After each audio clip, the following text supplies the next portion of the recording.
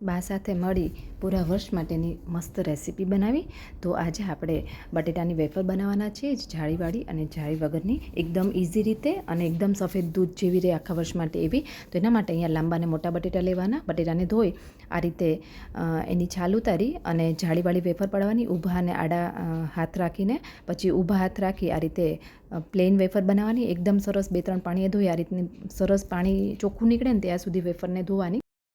હવે એક તપેલામાં પાણી ગરમ થવા મૂકીએ, એમાં 2 થી 3 ચમચી જેટલું મીઠું નાખીએ. થોડું મીઠું પહેલી વારમાં વધારે નાખવાનું, બીજી વારમાં થોડું ઓછું નાખવાનું રહેશે.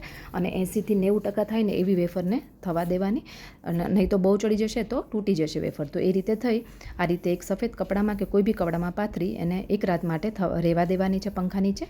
હવે બીજે દિવસે સવારે એને તડકે રાખી દેવાની. તો 1 થી 2 દિવસનો તડકો આપવાનો અને ગરમ તેલમાં આ રીતે તળી દેવાની. તો આખા વર્ષ માટે એકદમ સફેદ દૂધ જેવી કોઈ પણ વસ્તુ નાખ્યા વગર મસ્ત રહેશે.